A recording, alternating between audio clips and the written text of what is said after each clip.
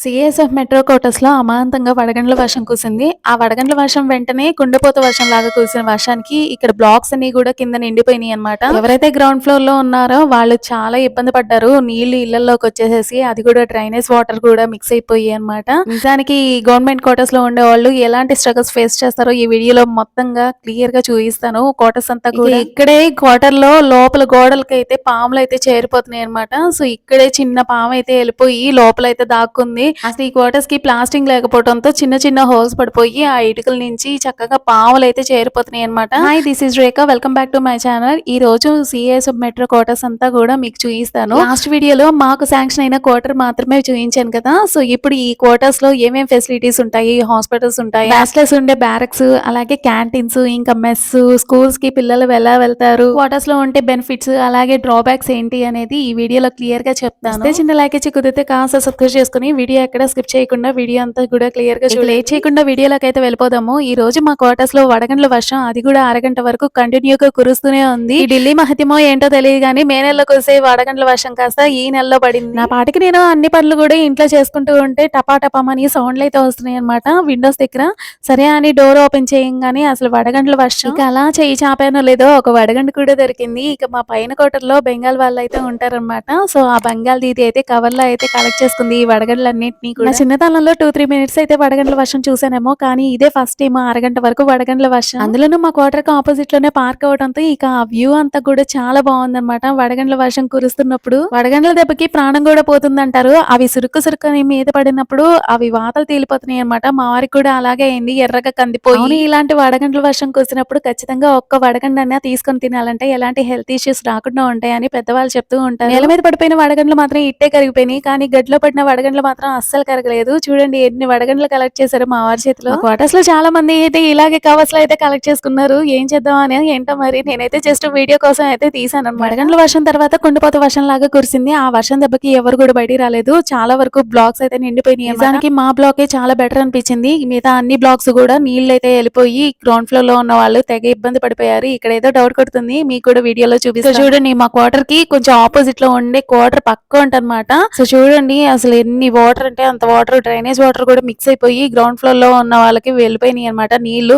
ఇక్కడైతే క్లియర్ అవ్వలేదు. వర్షం ఎప్పుడు తగ్గుతుందో వాటర్ తెచ్చుకోవాలని ఏదో చూపులే సరిపోయినాయి. అసలు ఇంట్లో ఒక వాటర్ బాటిల్ తప్పించి ఇక వాటరే లేవు వంట చేయడానికి. సరే అని ఈ క్వార్టర్స్ లో ఉన్న ఆర్వో దగ్గరికి అయితే వెళ్తున్నాం. మేము ఉండే క్వార్టర్ కి ఆపోజిట్ లోనే చిన్న రోడ్ అయితే ఉంటుంది. వాటర్ అయితే నిలిచిపోయి డ్రైనేజ్ వాటర్ కూడా మిక్స్ అయిపోయి రోడ్ అయితే బ్లాక్ అయిపోయింది అనమాట. సో అందుకని చుట్టూ తిరిగి వెళ్లాల్సి వస్తుంది. అది కూడా పార్క్ సైడ్ నుంచి. యాక్చువల్లీ ఆర్వోకి వెళ్ళడానికి 2 వేస్ అయితే ఉంటాయి మా క్వార్టర్ దగ్గర నుంచి, కానీ ఆ 2 వేస్ కూడా బ్లాక్ అయిపోయాయి, వాటర్ నిలిచిపోయి. చేసేదేమో లేక చుట్టూ తిరిగి వచ్చాం. ఇక అప్పుడే ట్యాప్స్ అయితే చేంజ్ చేస్తున్నారు అనమాట ఆర్ఓవి. వాటర్ ఫ్లోటింగ్ కొంచెం స్లోగా ఉంటుందని ఇక ఇంత వర్షంలో ట్యాప్స్ అయితే చేంజ్ చేశారు. ఇక్కడ తాగే నీటికి కూడా వాటర్ బిల్ అయితే పే చేస్తున్నాము. రీసెంట్ గానే ఆర్ఓకి 1,50,00,000 కరెంట్ బిల్ వచ్చిందని ఇక్కడ క్వార్టర్స్ లో ఉండే ప్రతి సిఎస్ఎఫ్ ఫ్యామిలీ మెంబర్ కి కరెంట్ బిల్ అయితే వేసి శాలరీ అయితే కట్ చేశారు. మెయింటెనెన్స్ బిల్స్, అలాగే కరెంట్ బిల్స్, ఇక వాటర్ బిల్స్ అంటూ ఇక నానా కటింగ్స్ అయితే వేస్తూ ఉంటారు ఈ సిఎస్ఎఫ్ ఫ్యామిలీ మెంబర్స్ కి. అందుకనే ఒక్కోసారి బయట ఉంటే బెటర్ అనిపిస్తుంది, కానీ అవుట్ లివింగ్ లో ఉండే వాళ్ళకన్నా ఇక్కడ క్వార్టర్స్ లో ఉండే వాళ్ళకి బెనిఫిట్స్ ఎక్కువ అంట.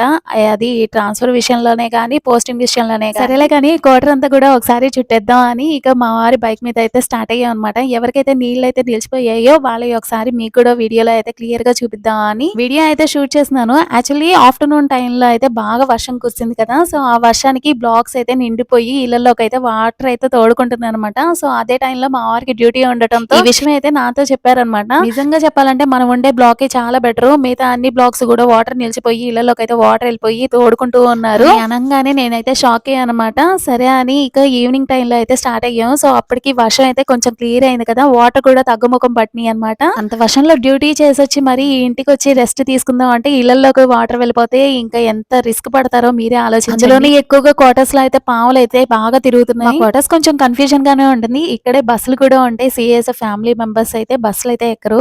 ఓన్లీ బ్యాచిలర్స్ కి మాత్రమే బస్సులు అయితే ప్రొవైడ్ చేస్తారు. అలాగే స్కూల్ పిల్లల కోసం బస్సులు అయితే ఉంటాయి. అలాగే ఇంకా ట్రక్ కూడా యూజ్ చేస్తూ ఉంటారు. క్వార్టర్స్ లో ఏదైనా సామాను తీసుకురావాలన్నా లేకపోతే మెస్ పర్చేసింగ్ కోసం యూజ్ చేస్తూ ఉంటారు. ఇవన్నీ కూడా మెస్ దగ్గరే ఉంటాయి. మెస్ అనేది కేవలం బ్యారక్ లో ఉండే వాళ్ళకి, అంటే బ్యాచిలర్స్ కి లేకపోతే ఫ్యామిలీని దూరంగా పెట్టి సింగిల్ గా ఉండి బ్యారక్ లో ఉండే వాళ్ళకి మాత్రమే ఈ మెస్ డైట్ అనేది. క్వార్టర్స్ లో ఓన్లీ బ్యాచిలర్స్ అంటే ఓన్లీ జెంట్స్ మాత్రమే ఉంటారు. లేడీస్ కి అయితే సపరేట్ గా ఉంటుందన్నమాట. లేడీస్ అయితే ఇక్కడైతే లేదు ఈ క్వార్టర్ లో. మెస్ పక్కన పక్కనే ఇంకొక చిల్డ్రన్స్ పార్క్ అయితే ఉంది. టోటల్ గా ఈ క్వార్టర్స్ లో 2 పార్కులు అయితే ఉన్నాయన్నమాట. ఇది first park gate number 1 case అయితే వస్తుంది.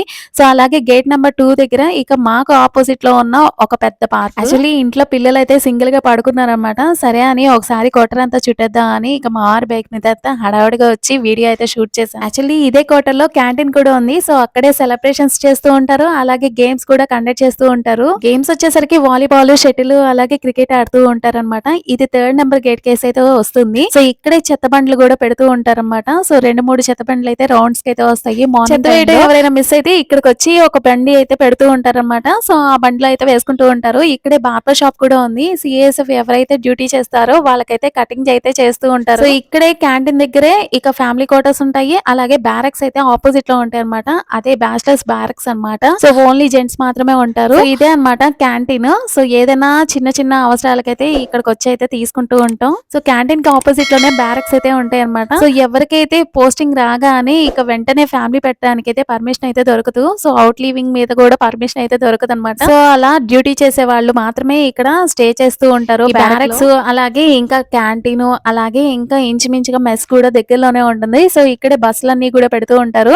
సో డ్రైనేజ్ వాటర్ చూసారా ఎలా అయితే ఇళ్లలోకి అయితే వెళ్ళిపోయినాయో, చాలా ఇబ్బంది పడ్డారనమాట వీళ్ళైతే మాత్రం. ఎన్ని ఇబ్బందులు పడినా ఎన్ని ఇబ్బందులు వచ్చినా సరే చాలా తట్టుకొని అయితే నిలబడతారు ఈ డిఫెన్స్ లో వాళ్ళు. గ్రౌండ్ ఫ్లోర్ లో ఉంటే అంతా ఇంత కాదు కష్టం మాత్రం. నిజంగా ఏవి ఎటు నుంచి ఏం వస్తాయో కూడా తెలియదు. ఈ గోడల నుంచి ఈ గోడలకి హోల్స్ కూడా ఉన్నాయి. అసలు రావాలనుకుంటే పావులు ఎలాగైనా రావచ్చు అనమాట. దీని గురించి ఆలోచించి క్వార్టర్స్ అంటేనే పావులు ఉంటాయి కదా అని చెప్పి, అందులోనూ డిసబిలిటీ కండిషన్ లో ఉన్న పిల్లోడు, బాబుకి 7 years అయినా సరే మెచ్యూరిటీ లేదు. ఇంకా పురుగు పట్ర ఏమైనా వచ్చినా కూడా ఏమీ తెలియదు కదా. సో అందుకని ఇక గ్రౌండ్ ఫ్లోర్ అయితే క్యాన్సిల్ చేపించి ఫస్ట్ ఫ్లోర్ అయితే తీసుకుంది. ఈ బొప్పరాల ఫ్యామిలీ క్వార్టర్స్ కి మొత్తం 3 gates అయితే ఉంటాయి. ఫుల్ సెక్యూరిటీతో సీసీ కెమెరాస్ తో ఉంటాయి. పిల్లలు ఆడుకోవడానికి కన్వీనియంట్ గా ఉంటుంది. అలాగే పెద్దవాళ్ళు వాకింగ్ చేసుకోవడానికి కూడా చాలా కన్వీనియంట్ గా ఉంటుంది. ఈ క్వార్టర్స్ మాత్రం చిన్న చిన్న ఇబ్బందులు లేకుండా ఎక్కడ ఉంటాయి చెప్పండి. నిజానికి అన్నిట్లో కూడా ఎక్కడైనా సరే అపార్ట్మెంట్ లో అయినా కూడా ఇబ్బందులు అయితే తప్పవు అనమాట. కాకపోతే మేము మెట్లెక్కే చోట ఈ హోల్స్ ఉండటంతో కొంచెం భయం వేస్తుంది అనమాట. పిల్లలు ఏదైనా ఆకతాయితనంగా చేసే పనులకి ఆ పావులు ఎక్కడ ఆట వేస్తాయో తెలియక ఈ వర్షాకాలంలో కొంచెం ఇబ్బంది పడుతున్నాం అనమాట. వర్షాకాలంలో మాత్రమే ఎక్కువగా తిరుగుతూ అయితే ఉంటాయి కదా. సరే కానీ ఈ క్వార్టర్స్ చూసినాక మీకు ఎలా అనిపించిందో కమెంట్ చేయండి. నెక్స్ట్ ఛానల్ అయితే కాస్త సబ్స్క్రైబ్ చేసుకొని ఫాలో చేయండి. ఉంటాను. బాయ్. Thank you.